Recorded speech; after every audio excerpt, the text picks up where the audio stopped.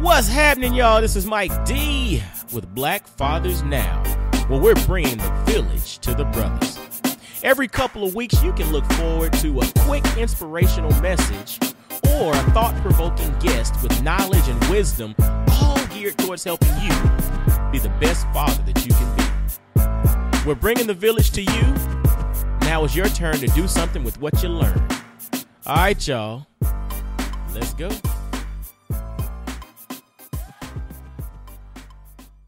What's going on, fellas? This is Mike D with Black Fathers Now.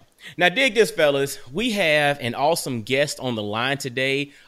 We have a brother who has a background that is pretty interesting and varied, and but he brings something to the table that all of us can use and all of us can build on and all of us can grow from, and that's mental conditioning.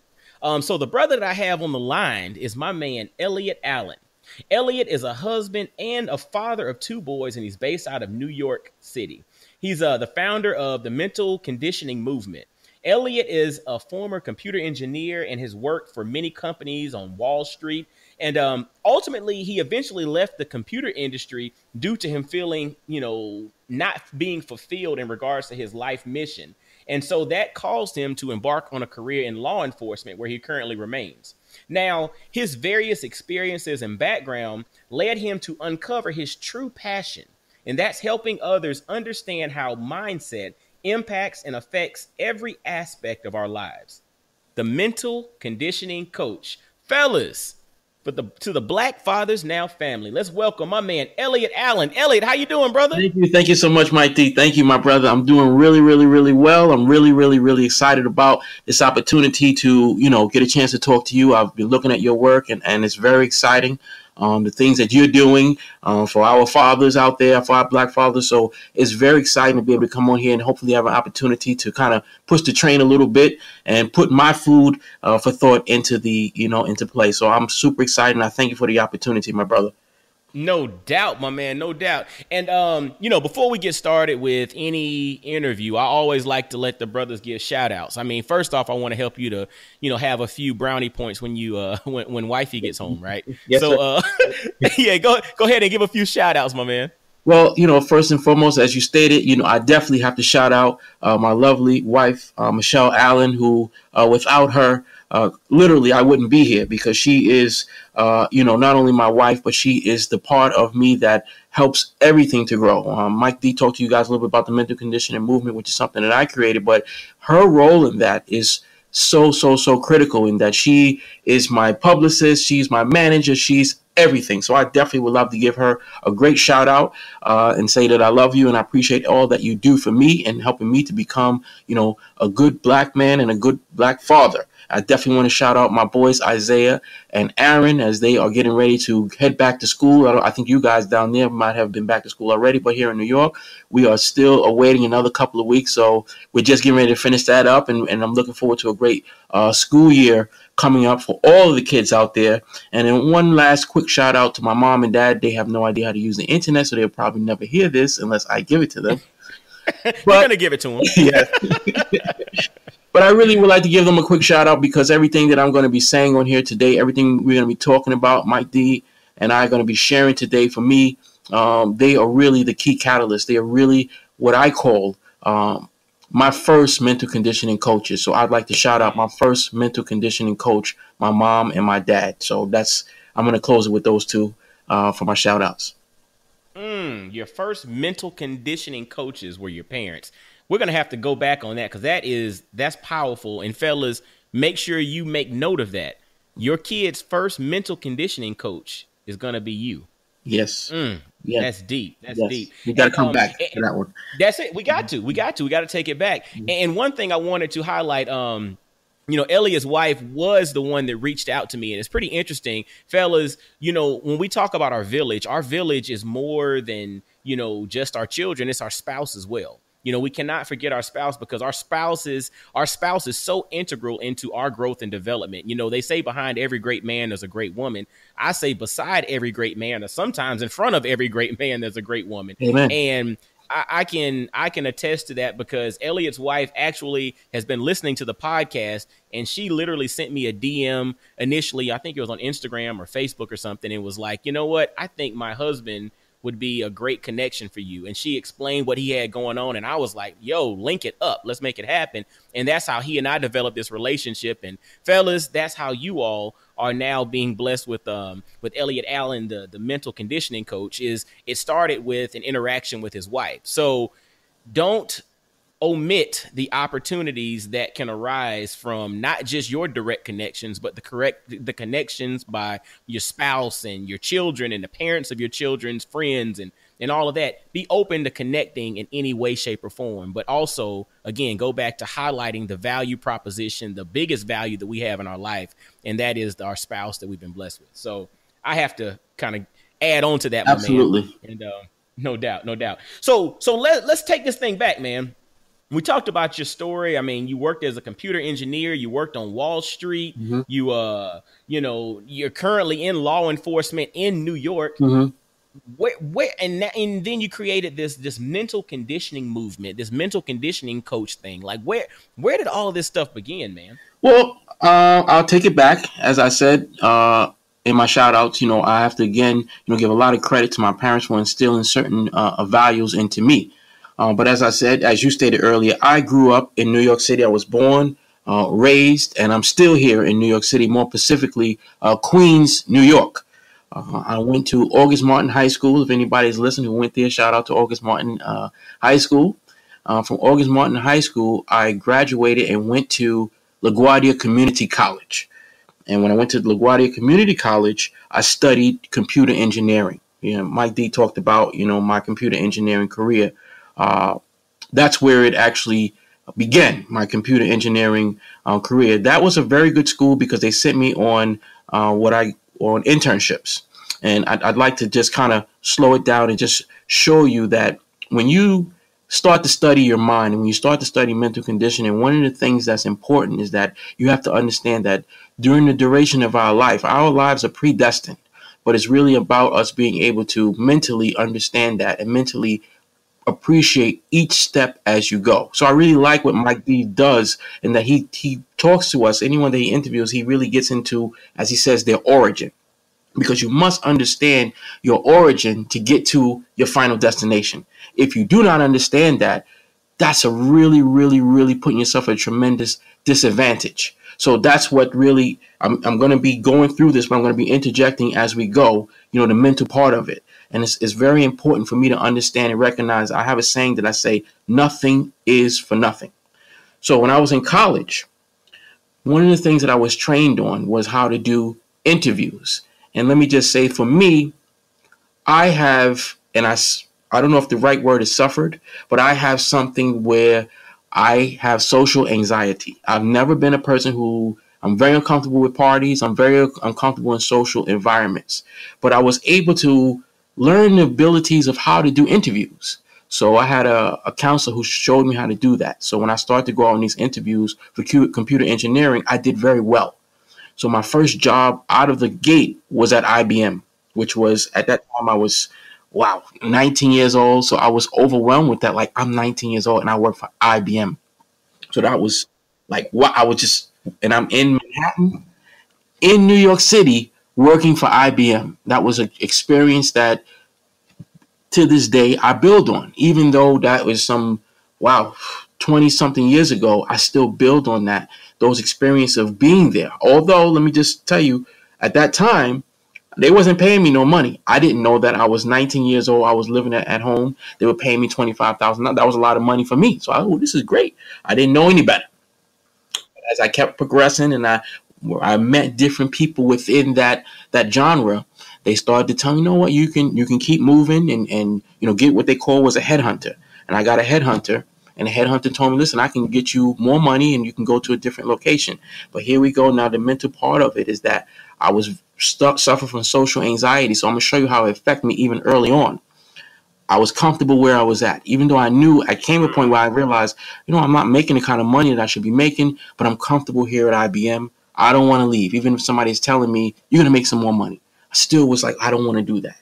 But this is also another aspect of life, in that we have to put people behind us that are willing to push us. We talked earlier about my lovely wife. She's that role for me, but we have to find that in everywhere that we go. And I'm just telling you, Mike D, all my black fathers listening out there, that's very something we have to be extremely cognizant of, is finding those people that will push us. Sometimes it can even be a casual person, a coworker. In this particular case, I had a coworker. Again, he kept pushing me. Listen, man, go get a head. He was older than me. Go get a headhunter. You can move on. I went out, as I said, remember, watch how the story develops. I went out there. I did an interview. I was very skilled in how to do that. So when I went to the interview, they called back immediately. We want this guy.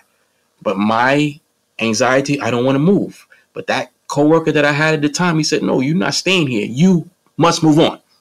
That opened the floodgates for me now to go to all those different companies that you talked about. I work for IBM. I work for Hewlett Packard. I work for Chase Manhattan Bank, Citibank. I was down at the New York Stock Exchange, Lehman Brothers, you name it. I was there. Those experiences really opened up a great floodgate for me. Now, I did that for about 7 years. And then the industry kind of went belly up. But let me just give another tidbit here, just to show you once again that nothing is for nothing. And this is for my young fathers and sometimes, I guess, for my seasoned father. When I did computers because of my brother. My brother liked computers. I have an older brother, and I was following his footsteps. That was not really a passion of mine. And I'll even go so far as to say that, quite frankly, I hated computers. Mike D, I'll give you a quick backstory, guys. Mike D and I just had to set up the platform for us to do this. And it took me an extra 10 minutes because I don't like computers. So I have to figure this stuff out. And I'm like, oh God, I don't want to do this. And so you wouldn't believe that I'm a computer engineer, but I once upon a time, I was, believe it. But I didn't like to do it. But at the same time, nothing is for nothing. So that was an experience for me to say, I just have to get through this. After 7 years of being in that industry, the industry started to go down. To where when I first started, it was no problem. If you get laid off or somebody says something you don't like, within days, you get another job. But then the industry started to go out of the country. And then I said, whoa, this is the problem. I'm going to have to, get another job. At that time, I met my lovely wife, Michelle, and I knew that I was going to marry this woman. And I knew that, take it back again to the beginning, from what I've been instilled with my parents, I knew that I had to provide a stable lifestyle for my wife, and of course for our future children. So I was looking for the best opportunity for me to provide for my family. A lot of people ask me about the transition from, well, how in the world did you go from being a computer engineer to being in law enforcement? Explain that, and it's a lot of it, believe it or not, I don't have this superhero story. I think a lot of times when I tell people that they're looking for a story where I can say, like, my father was mugged and I wanted to, do all justice. I don't have a story like that. But the story is, I'm going to show you how, for me, the mental conditioning came into play, and I didn't know it at the time. And so mental conditioning came into play in regards to your transition from the computer industry and Wall Street to law enforcement. Yes, sir. Correct? Because I had to understand at a certain point about where I was in my life and my goals and what I wanted. And as I said, my wife and my future family was at the forefront. And I had some friends who was in law enforcement, so I understood what the career of law enforcement was about. And that would afford me the opportunity to be able to take care of my family and be able to retire in 20 years and not have to worry about being laid off and not being a provider for my family. So that was something that I knew, quite frankly, was an easy decision for me to make, because a big part of mental conditioning is allowing ourselves to enhance our decision-making skills. Decisions are never easy, but they make them, when you increase your mental strength, it makes them more clear about what you had to do. So that's where the mental conditioning part played a role in that decision of transitioning from being a computer engineer into being in law enforcement. Because I'll say this, I don't think I've ever told my wife this, but if it wasn't for her, I might have stuck out a little bit longer staying in the computer field, because it would have been just me. But because, again, I knew what I wanted for her as a man, what I wanted to display for her as a man, and for our future children, turned out to be boys. So I feel like it's even more important to raise men So it was even more important for them to have that example of a provider. So that's where the mental aspect comes into play. It's not easy sometimes to decipher these things. That's why I have what I call the mental conditioning gym, where you have to really sit down and really think about your life and dissect these things as self-evaluation that really, really plays a critical role here. That if you don't do that, because life moves so fast, if you think about those things, and we're talking about this thing in such a quick microcosm, but you have to understand that they're going so fast. They're going so fast. You have to make these decisions, and it's not easy. It's not easy to do, but that's where you have to really train your mind, because I'm able to talk to you about it in hindsight. But remember, now when you're going through life, you don't know what's going to happen. You don't know. That's you bring up a point there that's so interesting, and I like to use sports analogies. And when I think about sports, or when you think about like you think about an offensive playbook, right? When you truly understand your playbook, then you can get out of the way and play fast.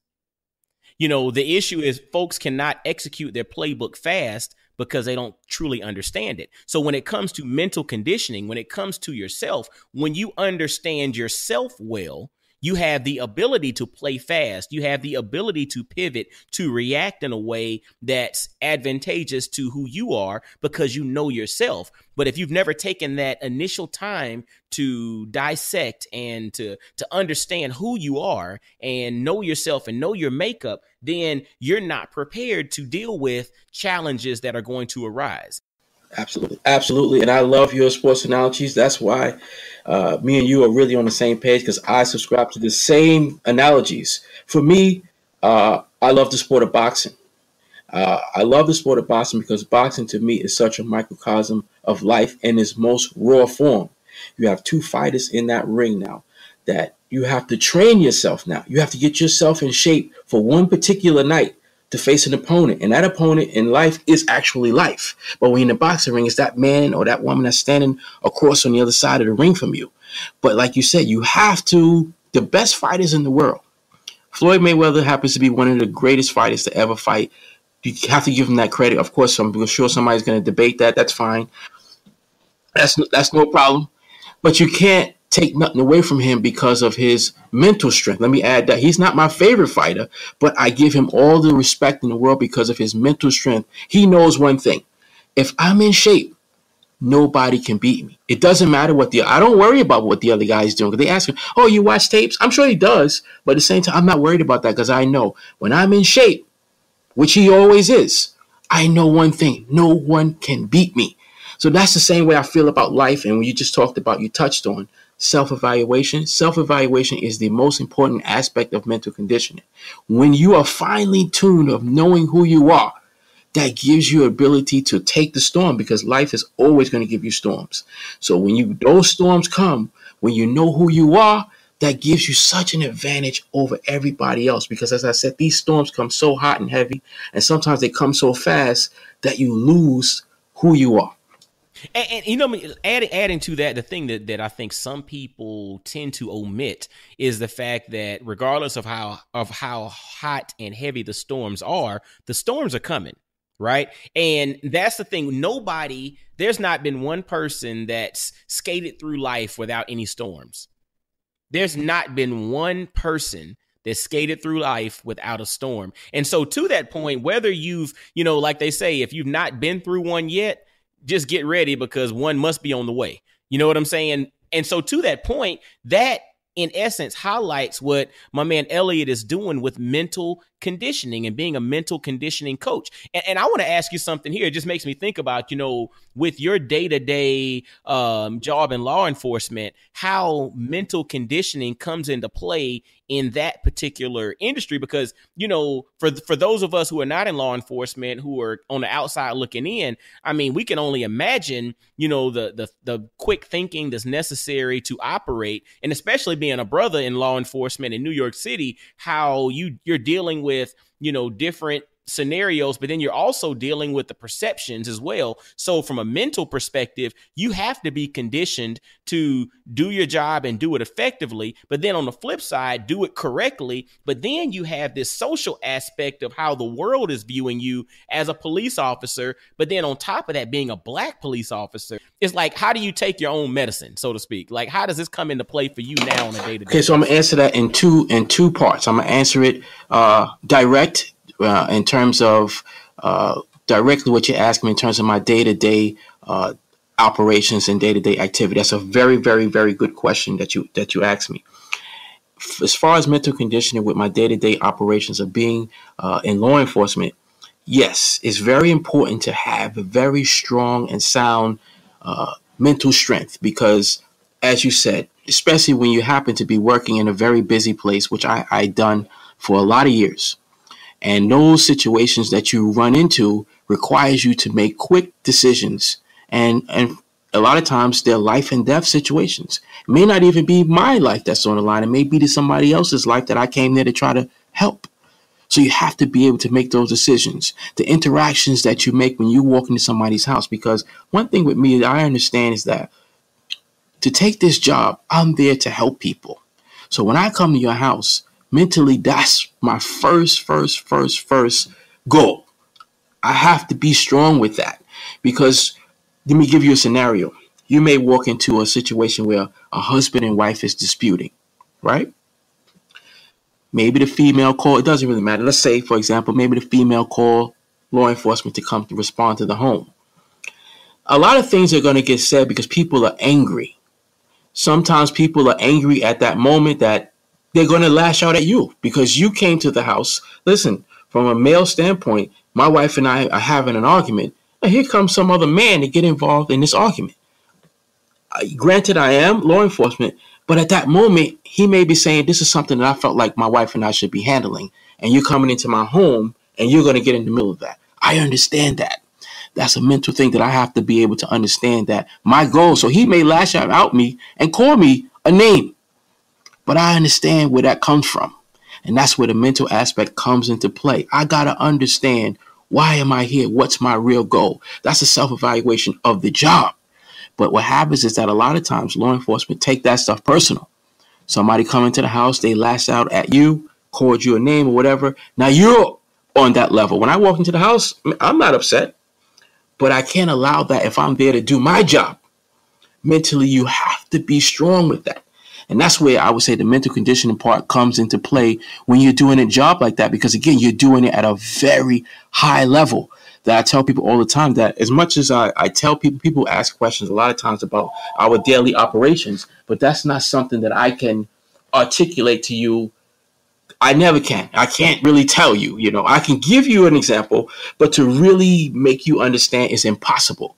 But as I said, the mental part of it is that I have to really understand, what am I here to do? And I think in this country, that's where a lot of it, I'm not going to speak too much about it, but in this country, that's where a lot of it goes astray. And I get it. A lot of guys that come on the job, they're very young. And so that mental part of it, you're all over the place. When I became a police officer, I was 29. So I already had a tremendous amount of mental conditioning already.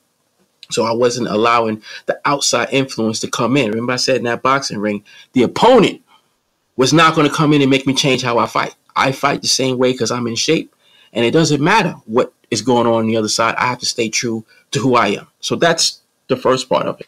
And the second part of it is, remember I told you earlier that nothing in life is for nothing. And the fact that I went into law enforcement, for me, and you understand, this is why it's hard. And I want everybody to really listen to this part. It's hard because things happen to us in life that we don't understand why it's happening when it happens. But it's important for you not to throw it out, but to package it and put it away and store it. Because at some point, you're going to have to be able to take it out and use it. But that's a mental part of it. Say, I gave you the example of why I actually had to become, I went into law enforcement. But it was bigger than that because this is actually part of the mental conditioning movement. Because I was able to go out there now and see all different types of people and to see their mindset. Remember, I told you now, where did I start? I started on Wall Street. different type of people from the people that you deal with in law enforcement. So I had to make a nexus there and look at that and say, wow, look at this. You have two different type of people. But I'm already instilled to look at people from a mental standpoint. And what I learned, and this is really what burnt the fire for me to start the movement, I learned very quickly, wow, a lot of those meetings that I was in down on Wall Street, down in the New York Stock Exchange, and I was there. I was young, but I was there. A lot of those people who were sitting there mentally, they're not as bright as some of the people that I have to, unfortunately, because of a certain situation, say, excuse me, sir, you're going to have to turn around and put your hands behind your back. There's no difference. There is a difference. The difference is just how they're utilizing their mind. You hit a point there, and this is something that I'm extremely passionate about, in the sense that I did an episode a few months ago, and it was in essence entitled "I Am Them," right? Because it's one of those things where we always have this us versus them mentality. You know, it's us versus them when it comes to race, when it comes to religion, when it comes to socioeconomic status, when it comes to felon versus non-felon, when it comes to Democrat versus Republican, when it comes to married versus single. It's always an us versus them. But one of the things that when I get in opportunities to discuss this with folks, you know, I sit back and we really kind of peel the layers back, and you realize there is no us versus them. It's only we. Because think about this. Look at that brother, or look at that sister, or look at that young man or young woman who got caught with a DUI, right? And you ask everybody sitting in the room to be completely honest and say, you know what? Can everybody in the room raise your hand if you've ever had a moment in which you've probably had one or too many to drink, and you've gotten behind the wheel of a car and driven home? Almost everybody in the room will raise their hand. The only difference between you and that other person was you just didn't happen to run through a DUI checkpoint that night, or you just did not happen to have fallen asleep at the wheel and ran up on the curb and hit somebody that night. You know, I mean, it's even as deep as you're in law enforcement. This is deep as the notion of if you have people in a room and you ask them, have you ever had a moment in which you've been so angry that you would do something bad to that person if given the opportunity? And so what separates you from that person who actually goes and does something bad to a person? Maybe it's just the fact that you didn't have a weapon with you at that moment. Maybe it's just the fact that that person who you're completely just enraged at didn't cross your path at that specific moment. I mean, if you step back and you start peeling the layers back and you look at this, you start to realize there's not much that separates you from that other person aside from circumstance. That's it. And I love the fact that you've had experiences on Wall Street and, in areas that are really unsavory, and you're able to see that from a mental perspective, there's not much that separates any of them. It's just the fact that circumstances are different and choices were made that were different. And Mike, I'll take it a step further to say that, and people, you got to really dissect this one and take your time with it. I'll go so far as to say that I have met, how they ask that question, if you were in a battle, who would you be with in the foxhole? I would go so far as to say that there's certain guys that I've had to encounter during my law enforcement career that I'd rather be in a foxhole with them than some of those guys that had millions in their bank account. Because of the way that they think. It matters. It does matter. It really does matter. But it's just so frustrating to me, as you just stated. One of my big pet peeves is this whole, I fight all the time about this, about labeling. And you gave a few labels earlier when you talked about Republicans, you talked about Democrats, you talked about married people, single people. And I've had these conversations where people will flat out tell you, like, yeah, I'm better than this person. Why? Why would you say something like that? Because this person was arrested? As you stated, many of us, not many of, all of us, have been in some sort of circumstance where we could have been arrested. It's funny because you said, I was thinking about that yesterday, like, man, you know what? We did some silly stuff when I was a kid. That's right. Yeah. We all have. We all have.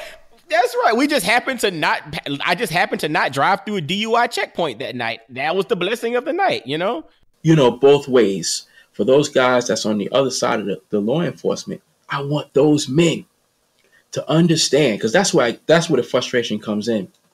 Those men, they don't believe that they're on a level with those guys down on Wall Street. And I try to explain to them, like, trust me, they don't have anything on you. Remember you stated about 7 minutes ago about how defeats in life build character. If you're always winning, you don't learn a whole lot. When you lose, when you have unfortunate circumstances that you have to come through, a lot of times I rather rock with that guy because he knows how to get through adversity. Somebody who's never had adversity. I'm gonna use my boxing analogy again. Sometimes when I have arguments about a fighter, guys say, "Oh, I never seen him get hurt before." I don't necessarily want to deal with that guy because you're gonna get hurt in the ring. Floyd, I don't know how he did it, but I take that back. He did get rocked a few times in the ring, and that's when I said he's one of the best fighters I've ever seen. Because for him to get hurt and to come back, that's what it's really about. If you never get hurt, that's not life. That's impossible for you not to go through adversity. But when you go through adversity and able to come back, that really shows the strength of your mind. And we struggle with that in our community, in the Black community, in struggling with adversity and getting knocked down and saying, "Oh, this was supposed to happen." No. We got to get into that mental conditioning gym and train ourselves and train our mind that we got to come back from this. There's nothing that's going to ever keep us down. Well, so jump into that. We've been talking kind of around mental conditioning and you being a mental conditioning coach and the mental conditioning movement. And a few times you dropped this thing called the mental conditioning gym. What do you mean? First off, I guess let's go ahead and really kind of define, mental conditioning, one, but then two, as you mentioned, mental conditioning gym. What is it that you're talking about? So the mental conditioning gym can be anywhere. It's not necessarily a physical assigned place. For me, it's my home office, I like to call it. But sometimes, guess where it could be? In the bathroom, on the toilet bowl. It doesn't matter. It's just a place. It's just a place where you can stop everything and assess your life. Remember, we're saying that things coming at you, especially as a man. Things are coming at you. Decisions are always coming at you. But sometimes you have to be able to reassess. Where am I at? The self-evaluation never ends. It has to keep getting adjusted. So that's the work that you put in the mental conditioning gym. There's a lot of exercises that we have to put ourselves through. Each individual may have different exercises that they have to put their mind through in order to, gain mental strength. No. Hold on. Well, hold on. Take a step back there, though. So as you talk about the mental conditioning gym, or like an exercise or a physical gym, like Gold's Gym that you go to and exercise, their exercise is needed. And you gave some examples of some of those exercises, but let's make this thing practical for the brothers listening. What does that look like? Give us a scenario or give an example that the brothers can directly relate to that gives an example of like an exercise that you would do in your mental conditioning gym. I'm going to give you a really powerful exercise, and I'm going to bring it home to Black fathers. And this is something that the mental conditioning movement is going heavily in this direction of building family. I think that family is the critical point of our society. The backbone of our society is building family. And as I go out there and I'm talking to a lot of the brothers out there and again, through law enforcement, one of the exercises that I highly recommend for us, and I touched on it if you listen in my example, one of the exercises is that self-evaluation is the first exercise that we have to do for mental conditioning. And what does that mean in regards to family? You've got to decide, and this sounds, I think, trivial to some men, but it's something that's powerful. What is it that's important to you? Let me give you an exact example. I tell men all the time, October 31st is Halloween, correct? And it's something special. And it's a very small window when you have children that you're going to get a chance to say, okay, kids, let's go to the store and buy your Halloween costume. And on October 31st, you're going to walk behind your children, watch them walk up a walkway, ring a doorbell, and with real, genuine excitement, say, trick or treat. You see their anticipation. We only probably have about 3 or 4 years to have the opportunity to visually see something like that. Here's where the example comes in now. And this is tough, but we have to deal with reality. Do you value that to where you're going to say, there's nothing else that's going to, obviously, aside from if you have a job that you have to do, that's different, but there's nothing else besides that that's going to keep me from going to see my children walk up that walkway, ring a doorbell and say trick or treat. Because I know that there's certain times when a man will take the opportunity to go see another young lady on a date or go hang out with the guys instead of doing that. So that's the exercise that I'm talking about. You have to take value, because sometimes I think life moves so fast that before you know, like, you know what, I never got a chance to go see my kids go trick or treating. Me and Mike D was hanging out at the strip club or whatever it may be, or we went to the boxing match. I love boxing, but these are the things that you have to assess yourself. That's not an easy thing to do. I'm gonna give you another example. I talked to you overtone. I've been talking about boxing. I've been to several conversations, group conversations, and I get into trouble because before I was married, I'm an interesting guy in that my wife is basically my first girlfriend, everything. As I said, I suffer from social anxiety, so I had no idea how to talk to women, nothing. But nothing is for nothing, because during that time, I enjoyed my sports. I'm a New York Knicks fan. We will get it back at some point, but I'm a New York Knicks fan. I watch all 82 regular season games. I watch every preseason game. I watch every playoff game. I watch post-game, pre-game. I knew when I get married, that's probably not going to happen. Boxing. I was down in Las Vegas constantly sitting ringside to go to these fights. I knew when I got married, that probably wasn't going to happen. And when I got married, because I was spending a lot of money to go and sit ringside, I wasn't going to have that kind of money when I got married. And I get attacked when I go to these, and I tell people that, they say, like, what are you doing? You know, you like boxing. Why would you not go to the boxing matches now? Because you're married? Yes, of course. That, for some people, is an exercise that they don't see. But to me, that's a decision that's a no-brainer decision, because it's like, I have a family, and I was able for me to make that self-evaluation, that lesson to me, that exercise is sit down in my mental conditioning gym and say, hold on, what's important to me now? Michelle is important to me. You know what?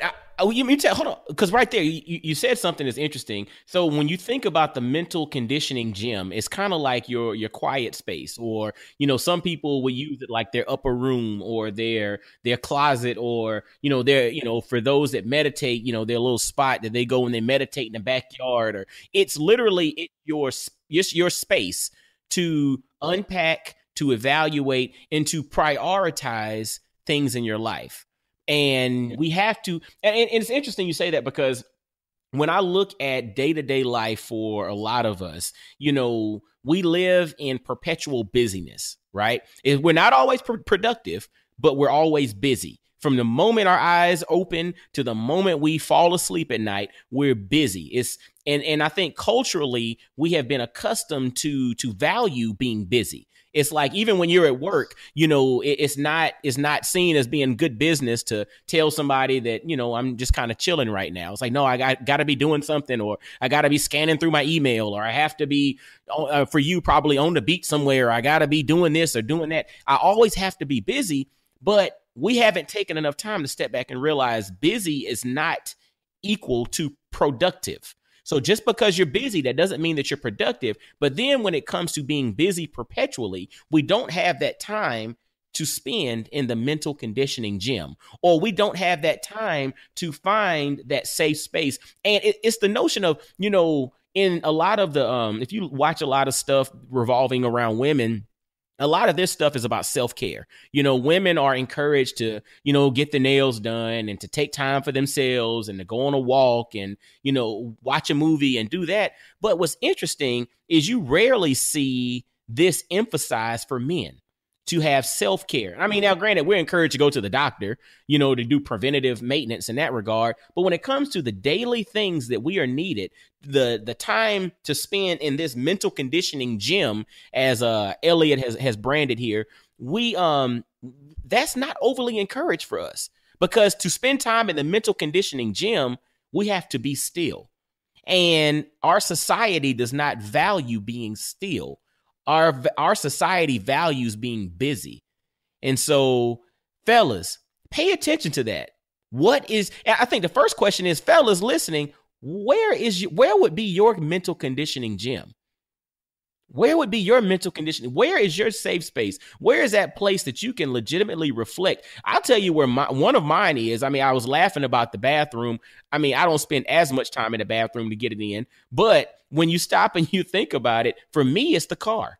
Like, I love turning the radio off, and after the kids are dropped off and my wife is going to do something or whatever, I'm in the car by myself. That is my time to think. I mean, to be completely honest, for the fellows listening to this podcast, every other episode I have an interview, but then in between the interviews, I also have the little quick wisdom moments where it's like about a 10-minute, moment or thought-provoking moment that you can apply to your life. Those moments, 95% of them are recorded in the car, because that's where my ideas come. That's where I get inspired, and I keep my digital recorder in the car with me. And when something hits me, I just push record and start talking. And that's what happens. So that in essence is my mental conditioning gym. For me, it's the car. And you know what, Mike, let me tell you, for the men out there listening, don't be discouraged by two things. First of all, as Mike D stated, it's not easy to find that mental conditioning gym, but value the importance of it. Mike talked about being in the car. I tell you right now, that's not an option for me, because when I get off from work, I talked about my parents. My parents are in Florida. I'm in New York. And listen, I'm in my 40s, but if I don't call my parents every day, it's going to be a problem. But here's the thing about life, and I love this, because this is issues that we have to deal with as men, as fathers, as husbands. You have to find time for all of this stuff. So I realized one thing: when I get home, I don't really have time to go, because when I talk to them, it's not just, hey, mom, how you doing? Oh, you good? All right, talk to you later. They go on and on and on. God bless them. Now I can't let them listen to this podcast, but they go on and on and on. And it's literally like over an hour. I don't have time to do that when I'm home with my family and my kids and my wife. So I have to use that time for them in the car. So that's gone for me now. But still, that doesn't take off the table that I need to find time for myself in the mental conditioning gym. So it may be when I go into the bathroom, Michelle always laughs at me, because when I come out of the shower, I got like 3 or 4 things that I'm throwing at her. She's like, what is going on in that shower? But but that's where my time is just like boom, boom, boom, boom, boom. Mm-hmm. Sometimes, believe it or not, it's when I wake up in the morning and this is crazy, Mike, when I walk from my bedroom to the bathroom, sometimes about 10 thoughts hit me right in that short period of time. But it's very important that we have to really respect what that mental conditioning gym means. And this is the second point to it. The mental conditioning gym is very similar to the physical conditioning gym in that repetition is important. And what's the most difficult thing about training in the physical gym? The doggone repetition. It's boring. That's why a lot of people are not in shape. It's boring to keep going there. The same exercises. But the guys that's in the best shape, you have to keep doing it over and over again. That self-evaluation exercise. You can't just say, oh, I got it down. I did it last week. Nah, you got to do that every day. You have to do that every day. This repetition. I wrote a book called Mental Conditioning Life GPS. I never wrote a book before in my life, Mike. That's what I'm telling you. This is such a powerful thing to me. No ambition of ever writing a book, nothing. But I knew, okay, this is where the movement is leading me. The message that has come from me. Let me just say also, this message is being delivered for me from a higher power. When I sit down and I start writing, it's coming to me from God. I know that. And I have to deliver these messages how he tells me to deliver it. And at a certain point, he said, you're going to have to write this book. Okay, so I wrote the book, and I had to go to, all of this is brand new to me. I never studied anything like this. So I had to go to an editor. And as she's editing the book, me and her fought. And I tell you, I'm honest in saying that I didn't have any experience in it, and I backed down and I backed off of it, and that was a mistake. But we learned from our mistakes, because she kept telling me, like, the book is good. I get what you're saying, but some of the stuff in there is too repetitive. And I took some of the stuff out, and I should not have done that, because it's important to understand. Yeah, it's just like when you go to the gym. If you have a trainer, he's going to tell you, keep throwing that jab. I need you to throw the jab 100 times today. Why? I know how to do it. No. In order to perfect it, you have to have repetition.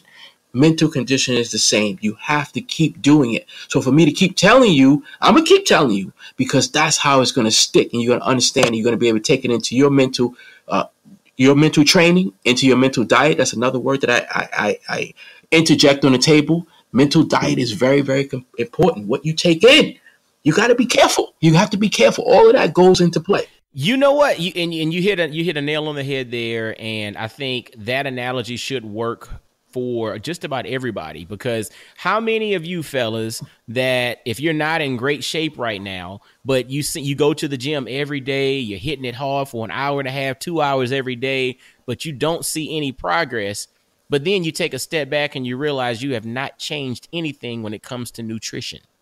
See, what goes in is probably double as important as the exercise that you do. Right. And then on top of that, there's so much evidence out there about sleep. And I've come to realize that sleep is, I think they mentioned sleep is probably as beneficial or as impactful as your nutrition plus your exercise by like a magnitude of 10. Like your sleep is that important on your health. And so there are other factors that come into play. But like Elliot mentioned, you have your mental conditioning diet and the mental conditioning gym are necessary for you to optimize yourself in the realm of mental conditioning. But going back to what he was saying before about finding that space, finding that gym, the biggest thing is being intentional. Because when you go to the gym, the physical gym, with intention, you tend to have a better chance of having results. Fellas, you might not see a time or a space of an hour in your day right now for your mental conditioning gym. But if you take a step back and you say, you know what, this is a priority, I need to find this self-care time in my day, I'll guarantee you will find it.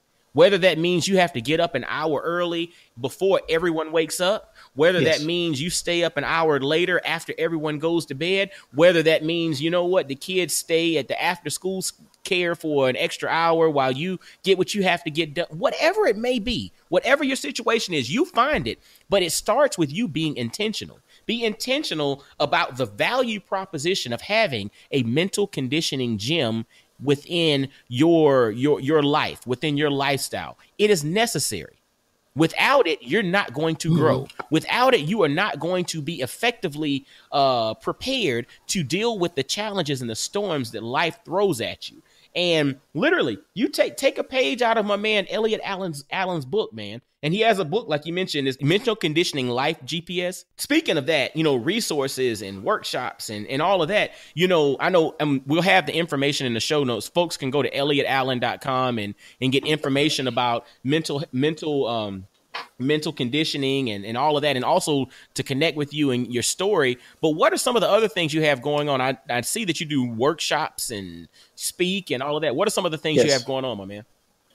So I do workshops on so many different topics, because one of the things that I've learned in the mental conditioning movement, and this is important, Mike, it touches every aspect of our life. There's no aspect of our life that it doesn't touch. I understand most people, they hear that, but to understand it is different. So I vary. I'm a lot of times I'm all over the place with the different workshops, only as a proving point. I've done workshops on problem solving. I've done workshops on marriage. I've done, workshops on relationships. How do you find that relationship? How do you find that special person? I've done workshops on police encounters. All of that, believe it or not, I intertwine with mental conditioning, because I'm going to get to that, all the different avenues for me, but I want to touch on one quick point that you stated there. One of the challenges for us, especially as men and as black men, we don't understand, and I get frustrated with this because we don't understand the results. We don't understand that putting in the work is going to end up with this result. And some of that is, I'm not big on excuses, but some of that is because of cultural non-success. And that we have an attitude a lot of times, why the hell would I do that? I'm not going to XYZ. But that's the part of it that we have to understand. So I challenge everybody sometimes to do it in small steps. Take a small challenge for yourself. Go into the mental conditioning gym and don't make a big goal for yourself, but do something small. And then when you start to see results, then you say, hold on a second. That worked. That's a big thing for us, understanding that going to the mental gym does give us the results. That's important. So I also have what I call the Mental Conditioning Family Series, because as I stated earlier, the family is so important in this day and age of building structure in our society. So what I've really done the past year and a half, I've really done a lot of projects in regards to family. I've done 2 projects this year that I've really taken my time on, and I'd like to talk to you guys about it. It's the first one I did is called the Family Fun Challenge, and it's what I call sometimes a Jedi mind trick, because when you start to talk to people sometimes about mental condition, and I understand it because I was one of those type of people that before I was exposed to this, I was not somebody that would have listened to anything like this. I just was like, I don't see where this comes from. But through my exposure of being, seeing the results of mental conditioning and what it means, I also understand that you got to use a Jedi mind trick sometimes to get people to listen, because they tune out immediately. That's right. So what I did, I said, okay, you know what we're going to do? We're going to have a family fun challenge. I'll give you a quick background as to how it happened. One day, me and my boys were outside. We just playing around in the summer, and we had a sprint race from one end of my yard to the next. Of course, I won. But they weren't happy about that. But you know what I noticed right away, Mike? That it created dialogue. And this is what I want. Please, please, please, everybody listen to these things. That was nothing. It was nothing that I did on purpose. But you have to observe and really look at, wow, you know what? That created just dialogue right there between me and my sons. They was talking a little smack. I was talking a little smack. They wanted a rematch. So, okay, you know what? Let's do that. But then I thought, I said, let's make something out of this. So then I said, I gave a date, maybe about, I think it was the next year, I think we ended up doing it. But I got other families involved. And this is what I'm going to show you. Watch this one. I talked to every family that I could. Down at the bowling alley, my kids in the bowling league, co-workers, whatever. Listen, I'm go talk to the parents first. You guys challenge your children to whatever it is that you want to challenge them to. And I'm going to give you a date. We're going to all come together on this particular date, and we're going to have a special day, Family Fun Challenge Day. And we're going to get together, and we're going to see how that goes. But I want you to create that dialogue leading up to that time. We had one brother. He had his son on there. He did 2 challenges. He did a weight loss challenge with his son, and he did a bowling challenge. We had another brother. He did a free throw challenge. With my kids, I did the sprint challenge. I did and a vocabulary challenge with them. So if I talk to, Mike, 40 families, do you know how many families participated? How many? 3. So when I went to them, everybody said, that's a great idea. I love it. But here's what we're talking about. Remember I said one of the exercises in the mental conditioning gym is commitment and execution. But you can't have that unless you train your mind to understand what's the results of that.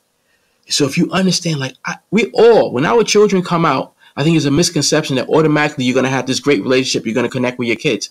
Sometimes you got to build it. You have to build it. And then people get confused. But you have to also be intentional. Absolutely. And you have to recognize that work has to be put in. That's part of the commitment and execution.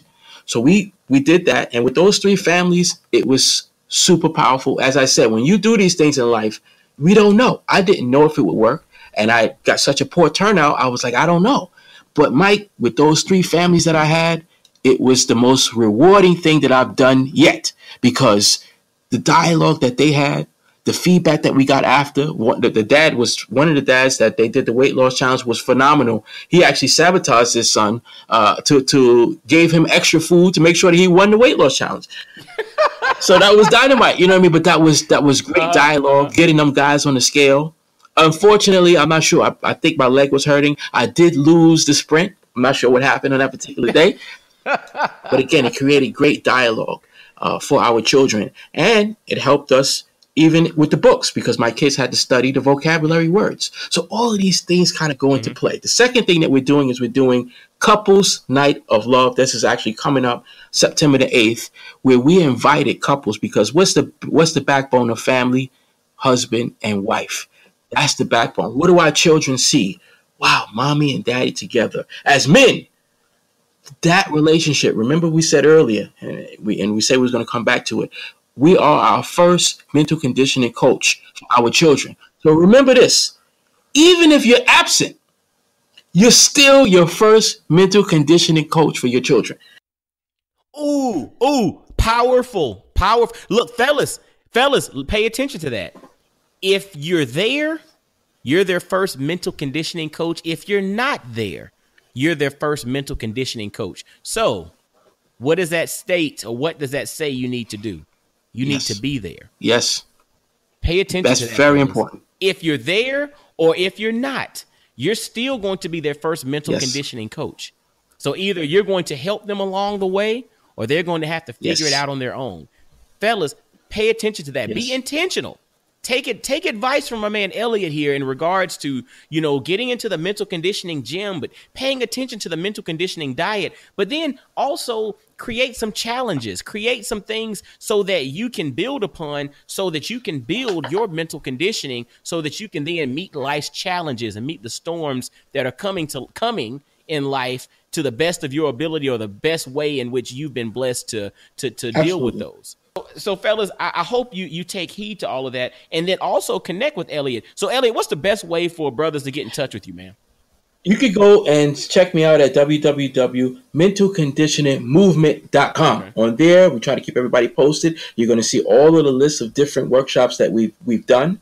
And my Facebook handle is Elliot, the Mental Conditioning Coach Allen. Elliot, the Mental Conditioning Coach Allen. One of the things, my favorite thing that we do on there, that we do mental conditioning Mondays, and I come on every Monday, and I give everybody a challenge and just talk a little bit about, where we're at in our lives and what are the things that we can do to boost ourselves mentally. So I try to give challenges to everybody. I'm so excited to do that every single Monday, 7 a.m.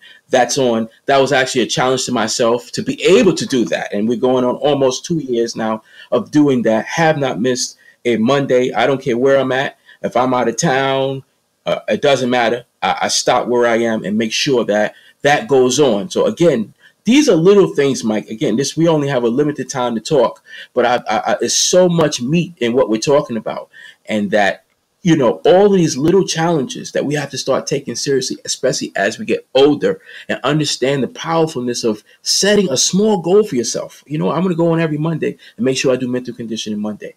That's a goal. That's not easy for me to do, but that's something that it gives me confidence mentally. Like, well, if I could do that, then why can't I go on Mike D's podcast?